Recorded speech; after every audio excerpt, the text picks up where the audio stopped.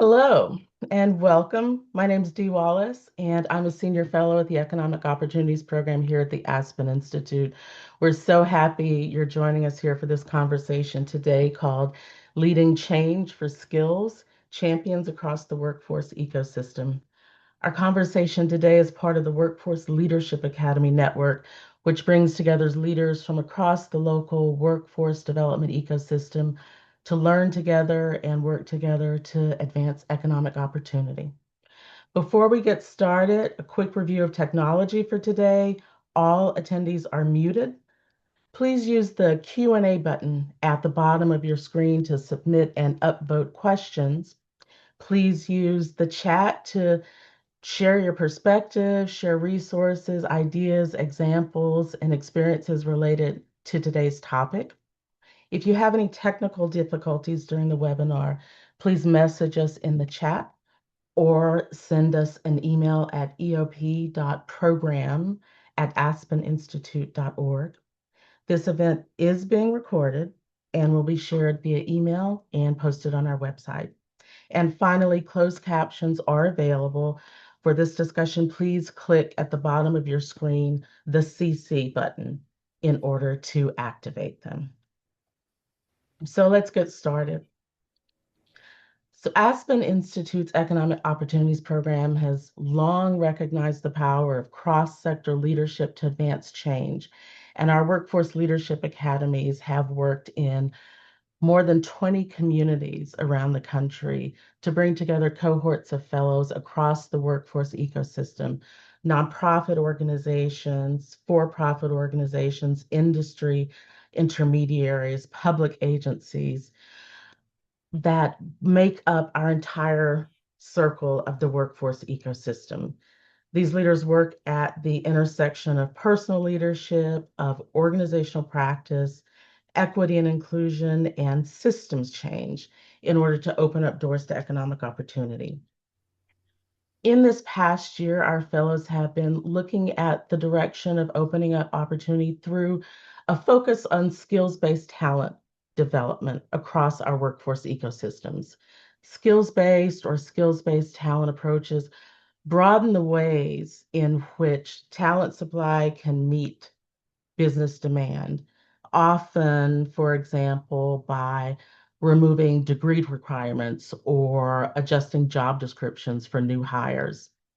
In today's conversation, we're going to take us across the whole workforce ecosystem, not only to industry in advanced manufacturing, but also in the nonprofit and community services sector.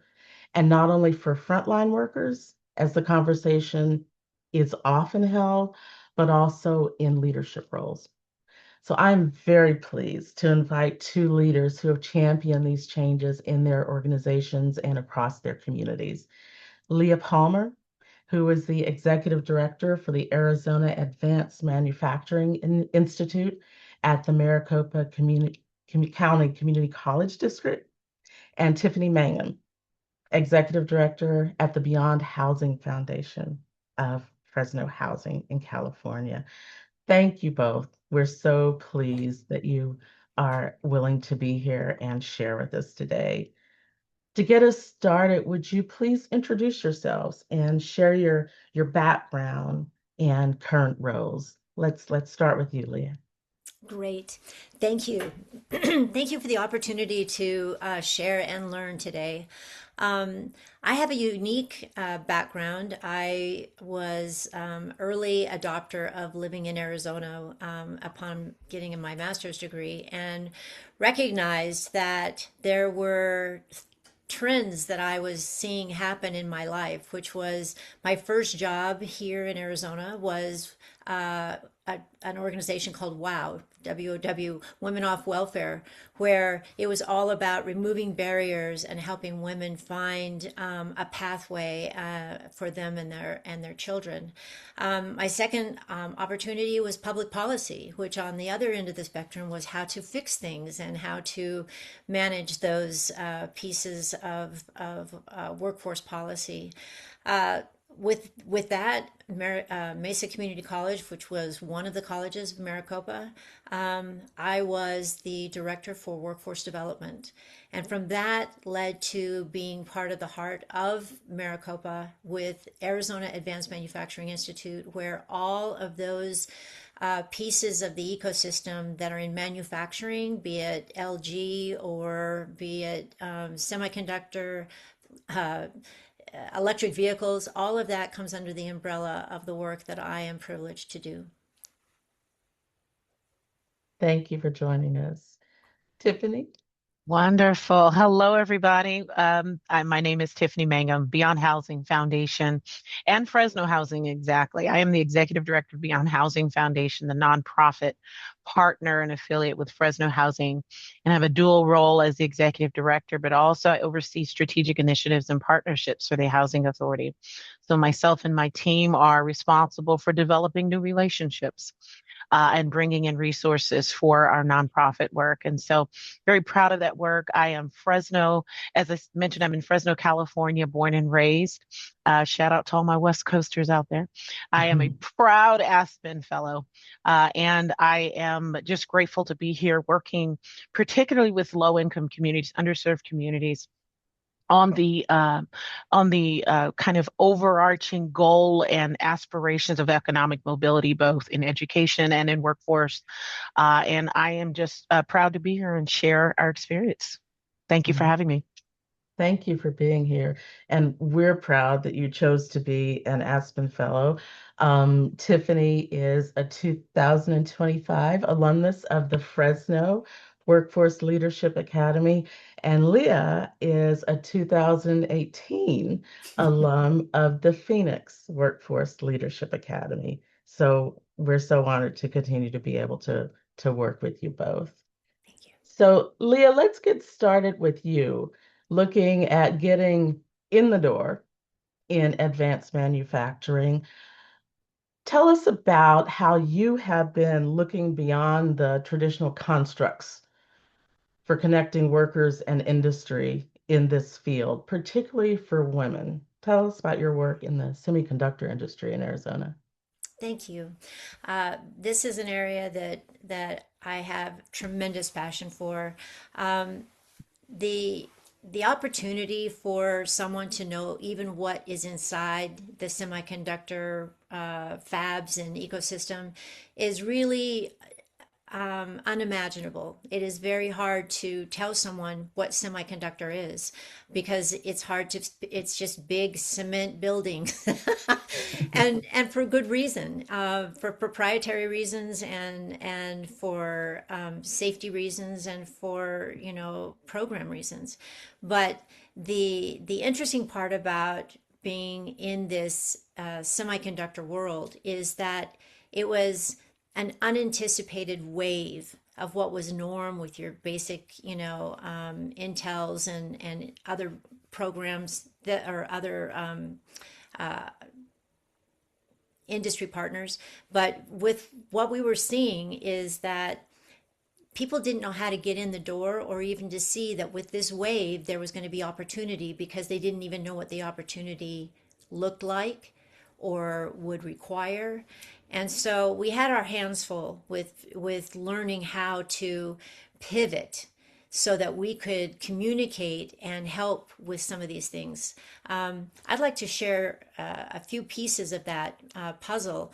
What we did is we created a quick start program, and it was in tandem with industry. And industry actually needed as many of their technicians as they could possibly get. It was kind of everyone, all men for themselves, and we were going to try and get this talent out there. And in doing so, we created the Quick Start program, which was layered to have access so that it was a 4 hour a day for only 2 weeks in the morning, and you could go also and get the same training 4 hours in the evening so that your shifts and your family and your children picked up from school could all be part of that opportunity.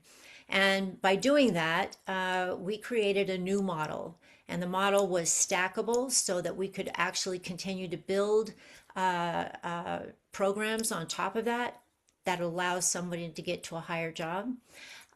These kind of nuanced but important shifts and pivots made it so that we now, and you can see this, we have served over 1,300 people in 2.5 years. 1,300 who came through this program looking for opportunity. We also saw in the data, as we were collecting it all the way along, is that we saw a very diverse age population that was learning from either their previous jobs or trying to use current skills and build on those skills. But you can see that 30 to 39 is our highest rate of individuals. Can you put that back up there, Dee? I'm not sure.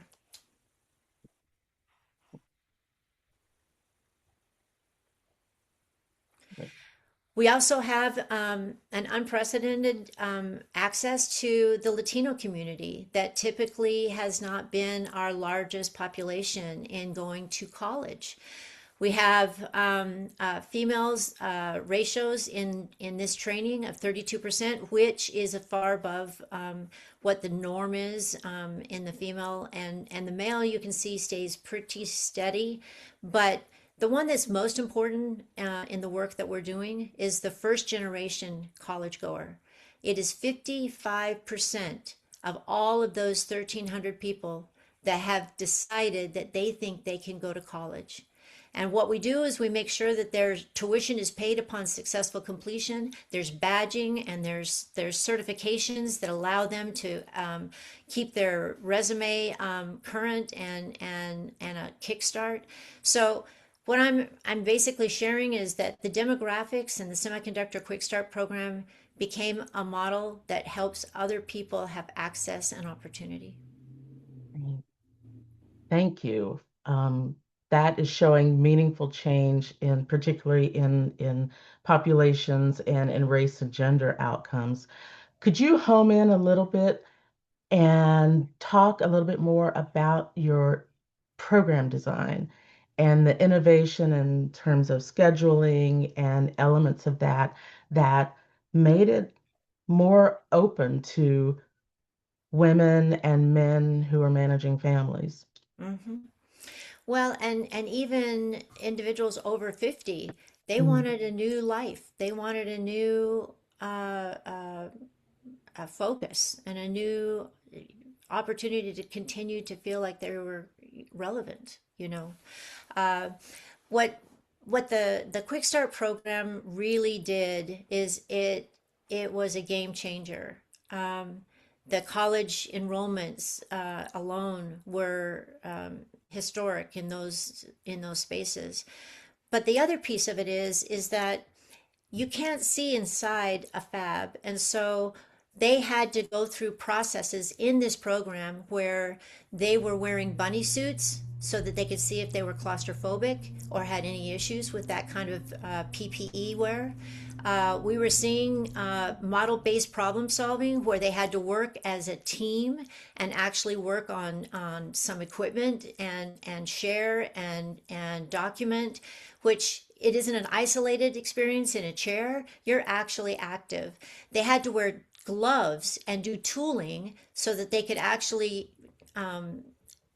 identify the tools, know what the tools were, and what the processes were going to be when they actually got into the fab.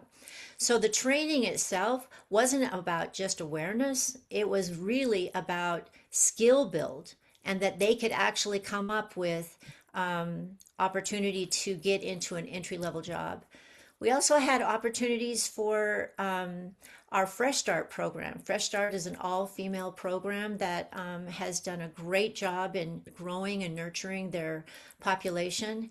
And we would do cohorts of just women so that they didn't feel intimidated or didn't feel like they were less than, and that they were actually vibrant and had skills that they're very good with their hands. And so some of these pieces were big ahas, not just for the college and not just for the institution itself. It was really an aha to the students who said, I can do this. And there their start began. I really appreciate the flexibility of offering the morning or the evening scheduling. How did that come about? Well, it came about because we had a model for aerospace. Aerospace had high demands, and aerospace said we need to have 400 people go through our program. And we're like, how do we do that without just, having to cut it in half and make sure that they get hands-on training in the college, and then they have to do read, respond, and programming tasks when they were at home. And that model allowed them to still keep their job, to still do the things that they needed to do to provide for their family. And so, and we also did one more thing that I think is really important. You can't have a college class without an instructor. So we went to Intel and we said, we need instructors who understand these technologies to be able to be faculty to teach this many sections, this many people over this period of time.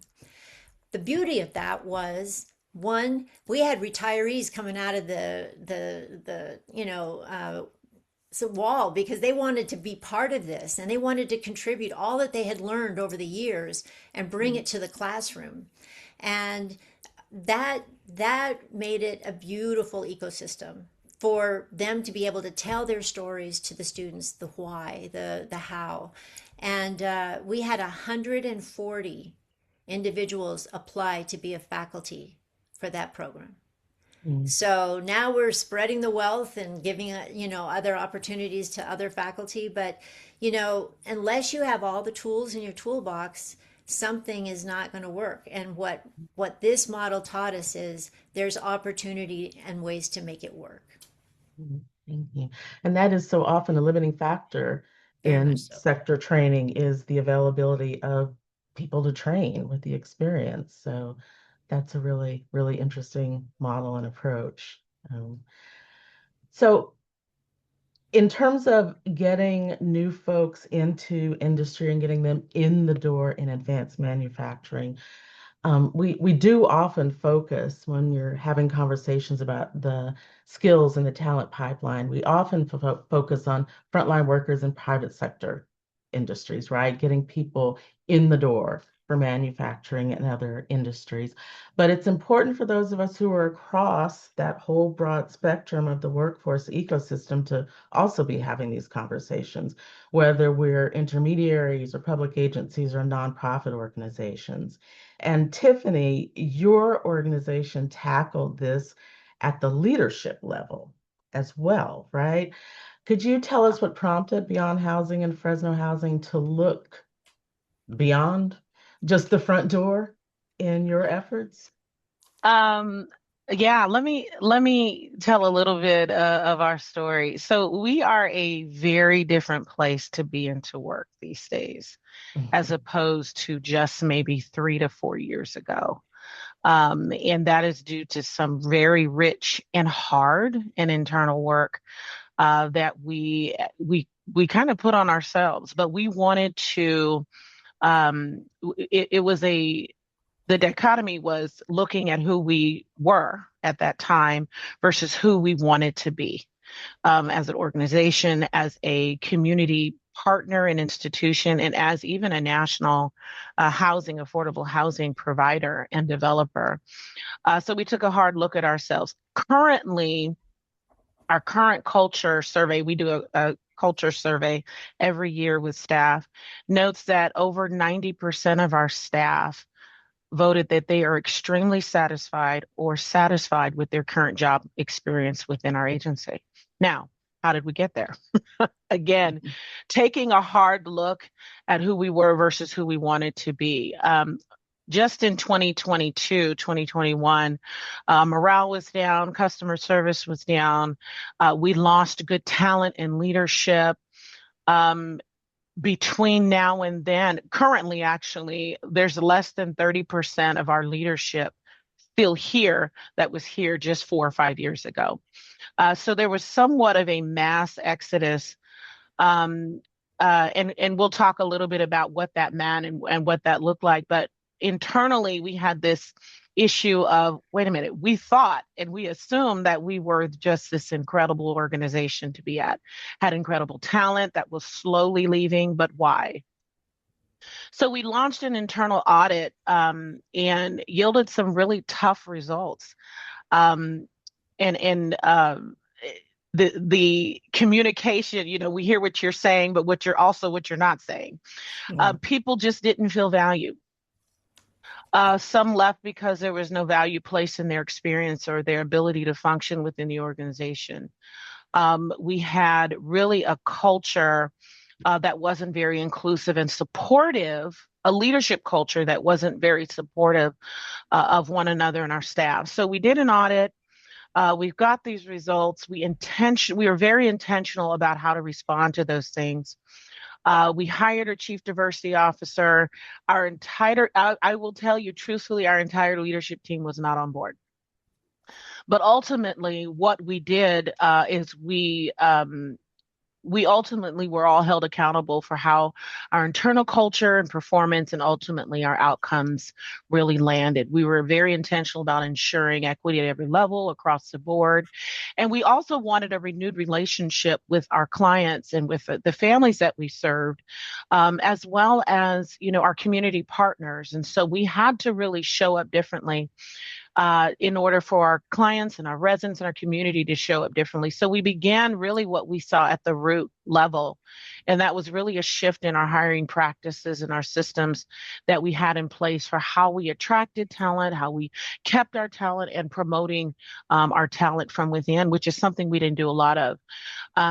So we took a look at our job descriptions. We took a look at our job announcements and recruitment practices and our outreach. And we took another look also at our performance evaluations and how we were holding our leaders and ourselves accountable. Um, and so actually, I'm going to show you a slide of job, really kind of performance competencies. Let's see if I can get this up here. All right, hopefully you all can see that. We took a look at some job competencies that we had. I'm just showing kind of what we did in our performance evaluation and accountability space. And our job competencies were, pretty spot on. You need to know your job. You need to be able to understand the clients you work with and work with your team. Take initiative, communication, safety and risk, reliability and judgment. Then we added within our leadership space, we added some real competencies that did not necessarily align with having a degree. So we had to take a really hard look at what our requirements were for leadership. We were not promoting from within, even if someone had 10 or 15 years of experience and were able to lead a team. And we all know leadership is not a title. And we were not promoting because someone did not have a degree. And we put a heavy emphasis on credentials as opposed to what their experience and capacities were. And so we began to take a look at ourselves and added some leadership competencies that we felt were pretty important with how we operated within our organization. But then across the board, we wanted to be sure that everyone was held accountable for how our relationships and how we were interacting with one another, as well as our inclusion, our efforts around inclusion and making sure that our external and internal stakeholders were a valued part of our organization. And we were able to communicate that in various different ways. And so we took a shift in this particular realm in our world. And then also, with this shift let me go to my next slide. I'm sorry. We took a look at, as I said, really the degree requirement that we had, and which are great. And I don't want to ever imply that degree attainment and other credentials are non-important. They are. They are valued within our organization. But what we did was we took a look and see what could be a companion ideal candidate for us to be able to meet our objectives and our goals and who is mission aligned and all of that. So we took a look here, and I'm sorry I used my HR term. MQs mean minimum qualifications. I'm sorry. Degrees, traditionally in our hiring, we require degrees and job titles. If you had the title of manager in your role, then you were qualified, right? If you had a bachelor's or master's degree, then automatically you were qualified. And we did not place value or weight on specific competencies, deliverables, and things. And so we wanted to, this is kind of just a high level glimpse, an idea of kind of what we begin to think about. Our it should be perspective was very narrow, homogenous, and versus having a broader uh, pool of ideals, of folks who could come in and add to the culture that we had here. We kind of leaned away from what we call the ideal fit because we were not interested in maintaining or staying the same. We wanted to include and bring along folks who would challenge us to be better, to think bigger, to think broader, to think differently. And it completely flipped our organization. We did a 180, which was beautiful in so many different ways. We have a very different relationship here in our region and even across the country. We have a very different relationship with our clients and our residents and families, even down to the neighborhood level. And the assessments for these are here as well. How do you assess these things and attract the talent here? We're looking at work samples. We're looking at reports. We're looking at other deliverables, simulations. I've done those myself. I said, tell me what you're going to do here. Write up a report, write up a plan. How are you going to respond? Uh, we deal, real life examples and realistic examples of how we operate and the different things that we encounter. And our area of focus shifted as well. We're looking at currently, what are you able to do? What can you do? How can you come into our organization and help elevate? And what can we do as well in return to level up in every way imaginable? And we're also looking at the future potential of individuals within our organization. We learned very early on and saw very clearly that our leadership did not reflect who we served.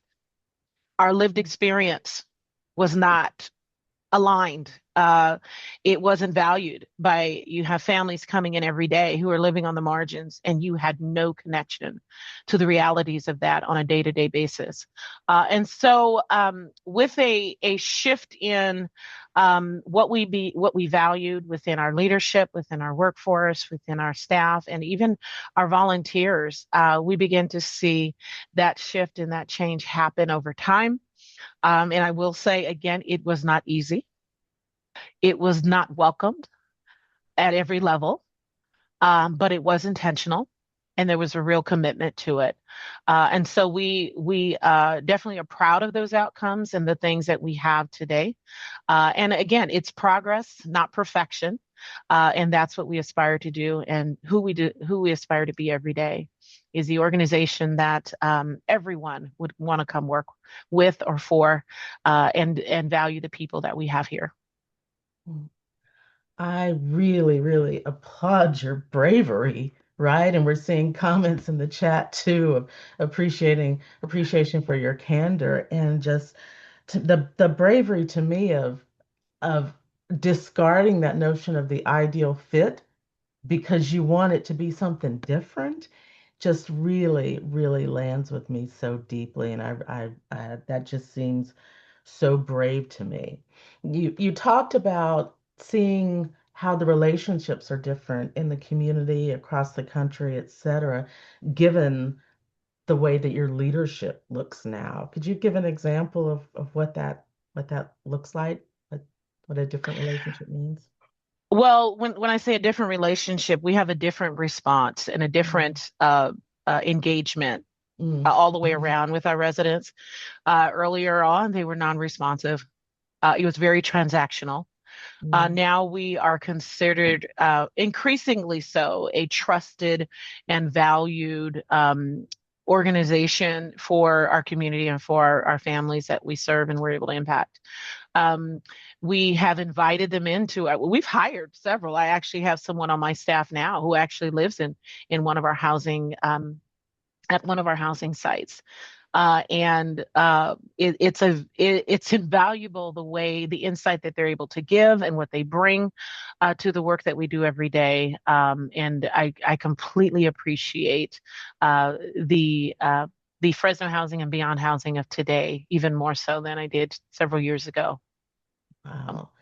Wow. Thank you. I am again, I'm so struck by the powerful intentions of both of you to open up access for people with lived experience, for women in a different kind of industry. And I'm reminded of one of the community agreements that you all might remember from the Workforce Leadership Academy, and in terms of discussions from different perspectives. And it's about um, owning the impact of your Mhm. words and not just the intent. Um, and I'm reminded of a story that Leah told me about um, when standing up one of these programs. At the end of the day, the impact didn't match what the intent was, surprisingly, and what you had to do with that. Leah, tell us about that course correction that you had to make when the impact didn't line up with the intent. Leah, you're on mute.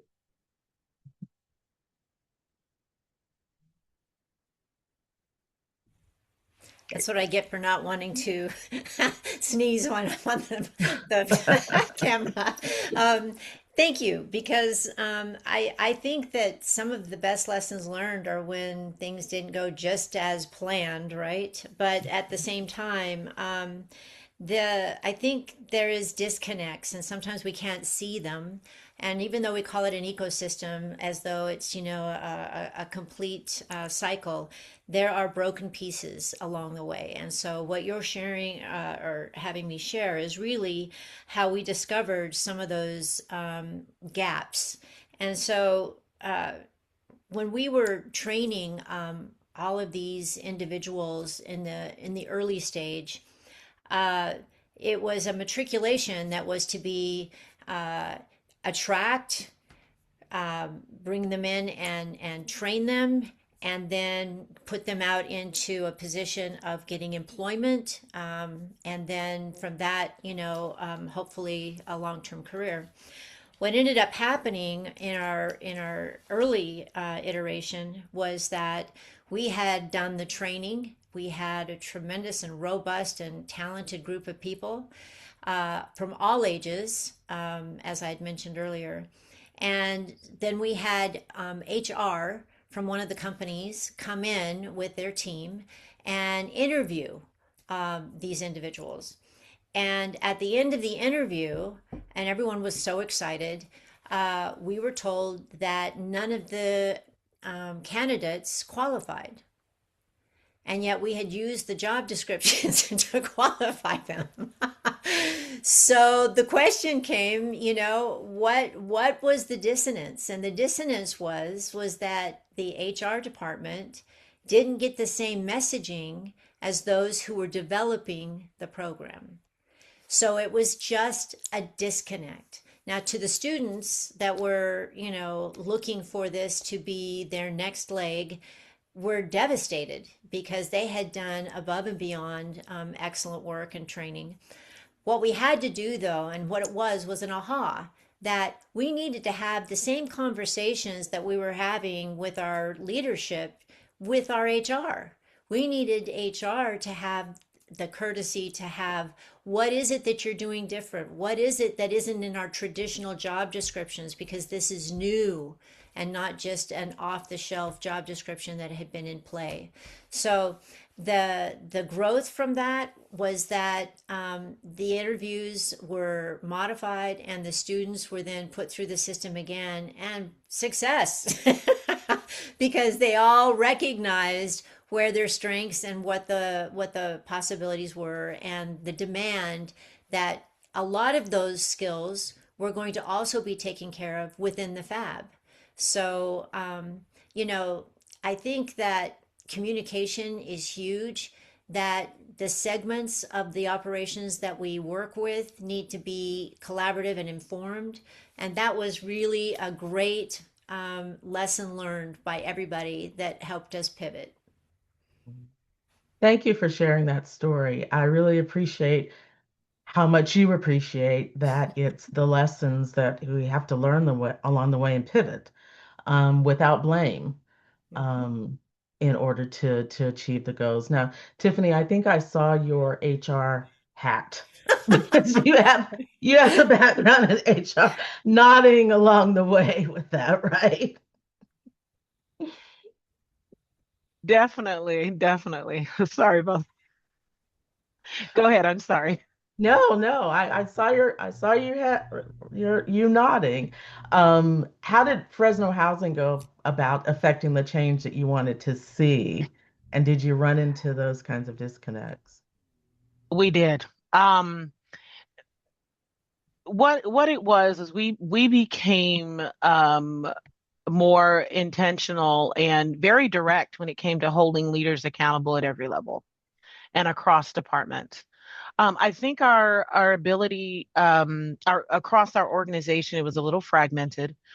We had different values, different understandings of who we were as an organization. We all uh, while it was one organization, we had very different ideals for how we engaged our staff, how we engaged our residents, how we worked with community or not. We had some who did not believe in that as well, and so we were challenged a little bit on every side. But it was about engaging the leaders across the agency and at every level, every leadership level within the organization. That's from our supervisors to managers to senior leaders, executive leaders, all the, everywhere, including our board. And I think I want to actually say that it's important to bring your board along, to bring as you evolve your organization, even if it is internally with your staff. And we all know how the board structure works. The board doesn't supervise the rest of the staff, they supervise the ED or the CEO. But it's important that as you are evolving as an organization, especially with leadership, it's important to bring your board along, sharing the challenges, sharing the intentions, the goals, sharing, the wins and the outcomes ultimately, because truthfully, that board is going to need to adjust as well. And I have experience and I function at all of those levels because I have staff at every level and I have a board that I report to. And those things are important to communicate to them as well. But truthfully, Dee, we took a hard look at our data, which was very telling. Again, our leadership did not reflect the community and the families that we serve. So the question was like, why should they trust us? Why should we be a valued partner? We don't come from where they come from. We don't, operate as they do. We don't have the same experience. So again, we rewrote those job descriptions and again, we didn't toss, the components that were still important. We just added value statements that elevated experience and growth and skills and development as a companion to those criteria or an alternative to those criteria. Let me tell you, I firmly believe that, and even in this organization, you keep doing the same things, you're going to keep getting the same results. Yeah. And we simply did not like what we saw. So do something about it, and take that courageous step in doing something about it. You don't have to know or have the perfect plan, know where to start, but do start somewhere. You know, continuing on that point of bravery, I'm curious about your observations, Leah and Tiffany, about working across the ecosystem in this skills focused arena. Tiffany, people often, and you brought up, often ask about the balance between degrees and skill requirements in organizations. And I'm particularly thinking about in the nonprofit sector, where one of the paths that has been assumed for a lot of people is degrees and advanced degrees.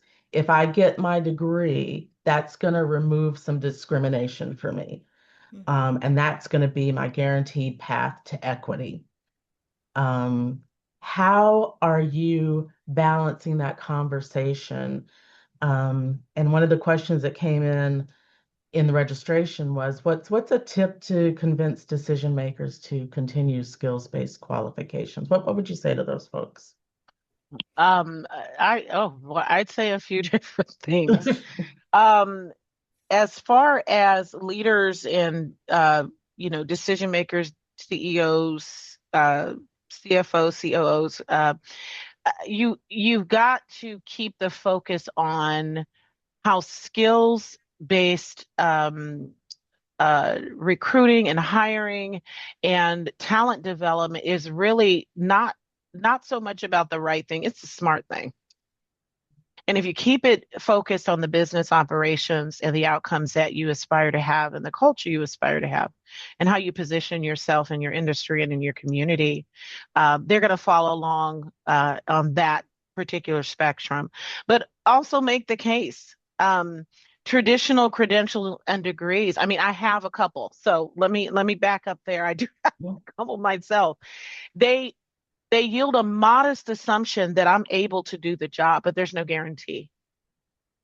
If I'm able to elevate certain competencies, certain skill sets, or deliverables or leadership outcomes that I've already had, I'm shifting from assuming my ability to do the work to verifying there's a confirmation that I'm able to produce the results.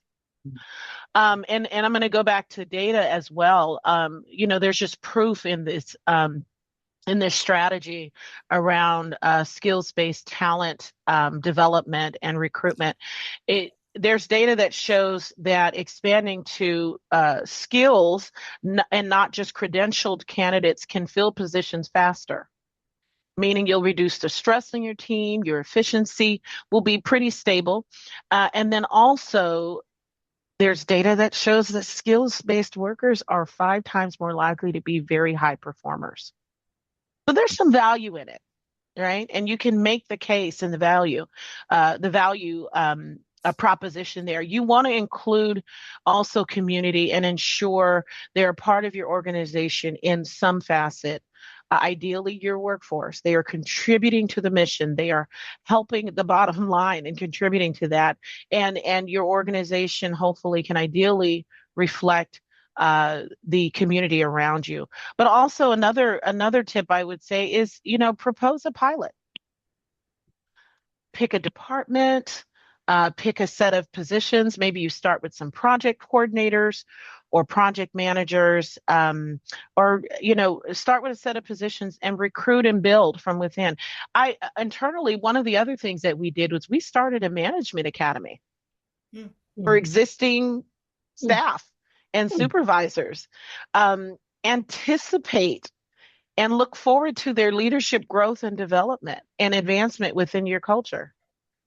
Look at those, another one's look at those job descriptions and really look at what is absolutely necessary for day-to-day tasks and your success, and show the leadership that sometimes the requirement for certain credentials could exclude candidates who have extensive experience and success, and you've just eliminated them from joining your organization. So I think those are a couple of things I would think about. But that supervisor and management academy is a good one. It has yielded great results for us. Yeah, that sounds very powerful. It sounds very powerful. Now, Leah, in terms of your ecosystem, particularly around advancing women in these fields, what are you seeing as a next horizon for leaders like yourself in this work? Um, I think that, as I mentioned earlier, we had Fresh Start, which was a women's organizations, and we've made access, I think, very doable. I like that term, because of the options that they have to actually be educated and not be, sacrificing family and their part-time job. But the truth is, one of the biggest steps that is an absolute is that industry partners, whether, whatever their flavor is in semiconductor, or like I said, electric vehicles or data centers or any of those pieces, that we have to have this kind of collaborative where, as part of the ecosystem, that they're building curriculum together, that the people who've been teaching for 40 years and haven't changed their curriculum, they've done that in isolation. What we have, though, is we have leaders in these technologies with new technologies that now need to be addressed as part of their learning curve, now becomes something that is a collaborative effort and not a handoff. So if industry is just waiting for us to bake and cook and make sure everything's right and then hand them in and say, go and prosper, it doesn't work that way. Smaller fabs need people with higher level skills. Large fabs can have hundreds on the entry level, playing field. But if we can build the curriculum together at the same table and recognize the same outcomes, then our messaging is better, our outputs are better, and our retention is better because they're now ready to go do what they need to do. This, for some reason, seems to be difficult when you have the wave of demand coming. We have 24,000 plus openings in Maricopa, 24,000 job openings for some of these same jobs. Why are they open? Because they have to be, interviewed, and TSMC on one side of the landscape, all the way to NXP and others on the east side. So students are having to decide: am I going to drive 2 hours to go to this one, or am I going to drive an hour less to go to that one? These are the kinds of things that we have to be navigators for them. We have to be better at not just handing off, but making sure that they know who those point guards are, what that curriculum was developed specifically for, and how we can make it work for the masses. And then lastly, we've got to make sure that we have an advisory board that is doing checks and balance to continue with the new technologies and the needs that students, and they're going to have to pivot. Mhm. That was a lot that I just said there. But the truth is we're not where we were 10 years ago. We're in a new norm now, and everyone needs to accept what that means and how we can do it with each other. Mhm, mhm. Speaking of the new norm, we did have questions come in registration about what's your perspective on the role of AI in opening up opportunities in sectors like that? I think AI, and I'll use a I because I can't speak for the masses, but I think AI has a real place in expediting, informing, and being uh, almost a collaborator with the rest of us. To look at. We have individuals coming to Maricopa that are from Mexico, Israel, Taiwan, Korea, the Netherlands, all trying to find the same solutions. So we're taking uh, a lens that is global and not necessarily just in our backyard. And some of the lessons learned and things that we've learned how to share. We've got Ireland coming just this next week. They're looking for those nuances. They're looking for those specialty pieces. They're looking for what's going to be happening tomorrow and sharing. And so I think the international sharing, the regional sharing, and I think the building so that the individuals can actually have access is where we're going now with Maricopa. Mhm, thank you. And as we get to starting to close out our time, and we'll see if we have time for a couple of questions from the Q&A.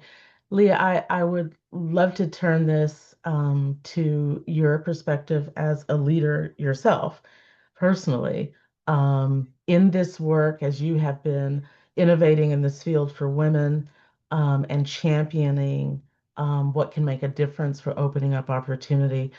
Where have you called upon yourself as a leader to champion this work? What are your skills that have served you well in doing this work? I love that question. Um, I I call it the shoe test. I always have these little terms, you'll bear with me. But if I were to wear someone else's shoes, and I can tell you there's a lot of people out there with high hopes, but with little opportunity. And so, what is the shoe test? Make it doable. Make what we're trying to develop doable. Make it stackable. Let's make sure there's access and they know what door to go through and that they're not trying to find it on their own.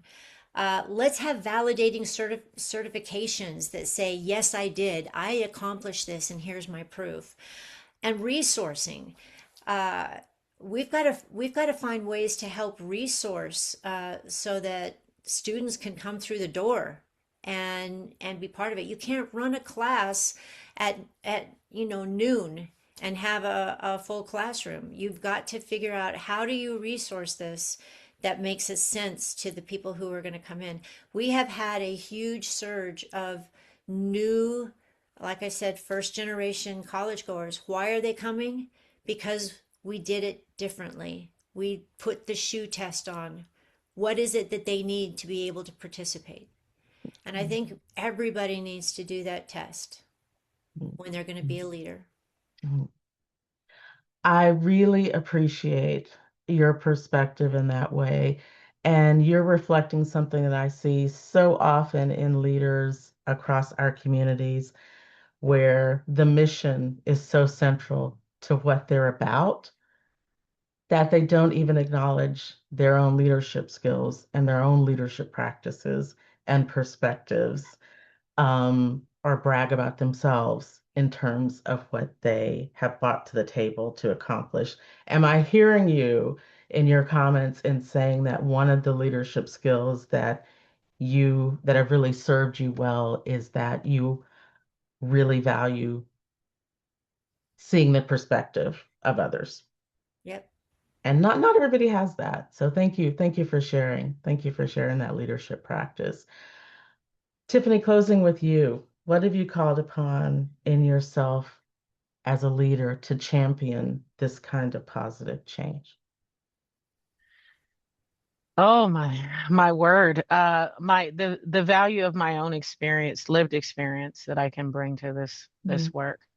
mm, And then I believe that no matter where you come from, there's value in what has led you up to this point and what has the very unique formula that mhm, makes you you that brings us to this point. But I also have a uh, an unwavering commitment to see people thrive and to see them change and see them evolve into being who they desire to be. And that's both that's those who are I work alongside. That is those who might report to me. There's also those that I serve. And it's very intentional that in every aspect, I consider myself maybe not the smartest person in the room, maybe not the most experienced person in the room, but I do value what I do have and what I bring.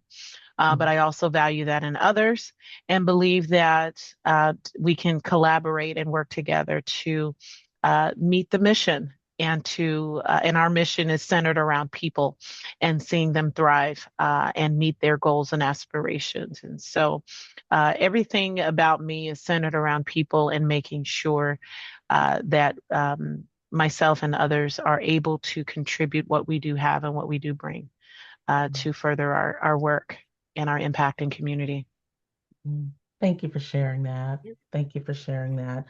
Let's see, we've got time for one or two questions, and I see one that's come up for you, Leah, about when connecting with employers, do you have a recommendation on where to start or who to start with?